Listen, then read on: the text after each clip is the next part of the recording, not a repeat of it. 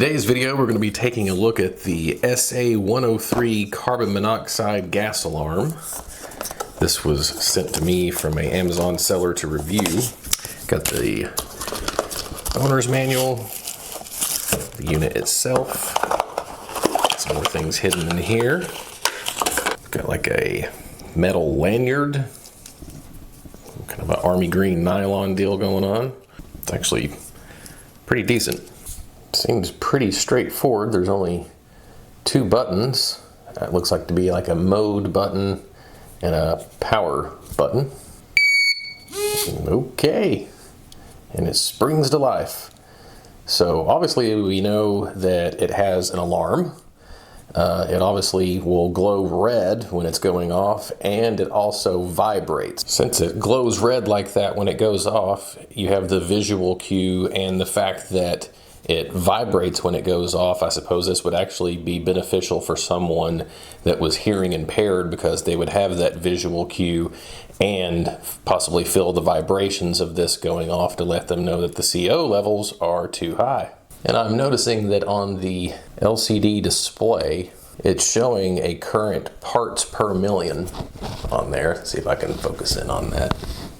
So that is interesting, having it show a constant reading there of the levels in real time. Something you're not going to get from one that you typically have in your house that's mounted to the ceiling or to the wall or something like that. And let's see what the manual has to say. All right, so after going over these instructions a little bit, this thing actually does have some pretty useful features. It apparently can be used as like a 24-hour monitor with recall. So if you ever want to find out the maximum parts per million reading that it has detected since you first powered it on at that time, once you turn it back off, it clears everything out and it just kind of keeps a memory of everything while the unit is on. It also, if you press the memory function again, it will give you the time, which is in military time. So I will need to set that, which I'll just go ahead and do now. You bring up the time and then press and hold the memory button until the time starts to flash, and then you use the power button to change the numbers. All right, and then you press and hold the memory function again to complete the time setting, which every time you do something on this thing, it seems to beep quite loudly. The device is not rechargeable. There's no USB port or anything like that on it. You actually remove the 4 screws on the back, take off the back cover plate, and it uses a 9-volt battery, which makes sense. If this was rechargeable, you have to imagine that it's not going to hold a charge for very long, whereas a 9-volt battery is going to last a long time. If it were rechargeable, that would be way more of an issue. I'm going to go ahead and install the lanyard, because why not? All right, and instantly the coolness factor of it just went up several notches, because now it's like super tactical looking. I'm being facetious, of course. It is a nice feature though, and it appears to be a pretty well made lanyard. According to the manual, it has 2 levels of alarming. If it detects 0 to 49 parts per million of carbon monoxide, it won't do anything. It'll just tell you what's going on right here on the readout. Once it gets to 50 parts per million, you will get a level 1 alarm, in which the red LED warning light will come on and the buzzer will sound. And if it reaches 200 or more parts per million, you'll get the level 2 alarm, which is just like the level 1, but it also includes the vibration of the device as well as the red light and the buzzer sound. And in the manual, it does give a description of different carbon monoxide levels and the amount of poisoning that they can do. And after just going over it a little bit, I can say that this is actually pretty accurate. And the next thing to do with this is to actually put it through an experiment or two and possibly pit it up against a normal household carbon monoxide detector and see how it fares. All right, so here's what I have going. In my garage, I have the portable carbon monoxide detector set up here. I have just a home carbon monoxide detector, just like a first alert, set up behind it. And you can see my motorcycle in the background there. So the idea is I'm going to shut up the garage, start the bike. I'm gonna start the bike, then shut the garage and leave, of course, and focus in on the detector here and just watch the readings as the bike sits inside a enclosed space while running. Don't try this at home under any circumstances. And it should also be noted that my garage is a detached garage. It's actually not attached to my house. And when the test is over and I come back in, I'm going to be wearing a respirator and holding my breath when I come in to shut the bike off and open the doors and let everything air out. But if this does its job, I should know when it's safe to come back in anyway, because the readings should be gone down.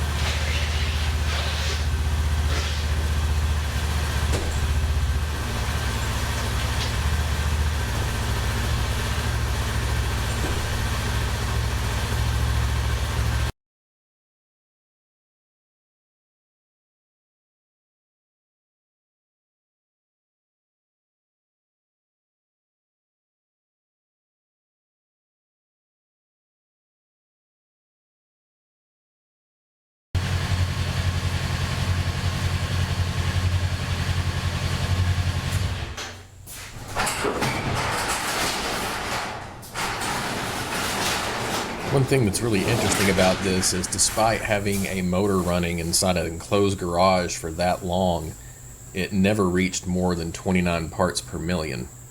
So I decided to do another test to really get this thing to go off.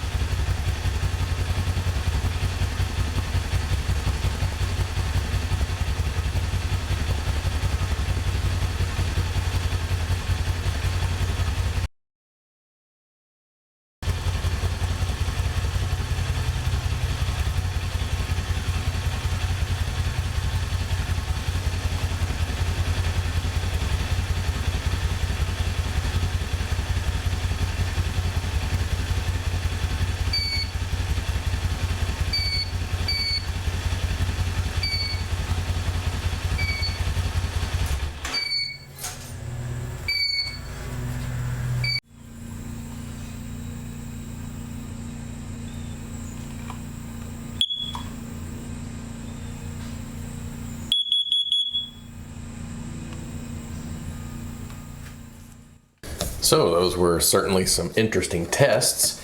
Either my current home carbon monoxide detector doesn't work at all, or it doesn't go off, I guess, until it gets so high in the levels in your house that it wakes you up to tell you that you're dead. Either way, I won't be relying on it, and I will actually just keep this around the house and probably sit it over the mantle over my fireplace or something. And it seems to be more reliable than that first alert alarm that, has given me a false sense of security for several years now. It doesn't seem to really do anything. Even putting it right up on a engine exhaust, it never registered anything, where this one did. And I do like the fact that even if it doesn't get to a level to alarm, it will still show you on the readout what the parts per million are. Because I don't know about you, if this goes off at 50 parts per million, but you know, I would like to know if it's sitting at 45, you know, all the time in my house. I like, you know, knowing that it sits right there at 0. So I do like that feature that it gives you like a real-time readout of what the current conditions are as far as carbon monoxide in your area. So I would actually say I would recommend this. It seems to work well.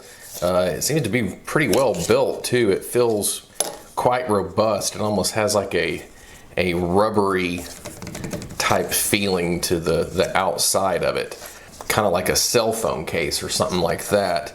I also like the fact that since it does show a real-time readout of what the current levels are, it kind of encourages you to be more proactive about it. This is something that if you have sitting somewhere easily accessible, you're going to have probably a tendency to pick it up every once in a while and just take a look at it, or perhaps hit the memory button to where it shows the highest level that it's read since you've turned it on the last time. That is a really nice feature. So if you're interested in picking one of these up for yourself, I'll leave a link in the description below. And if you enjoyed this video, go ahead and give it a thumbs up. Subscribe if you already haven't. And until next time, thanks for watching.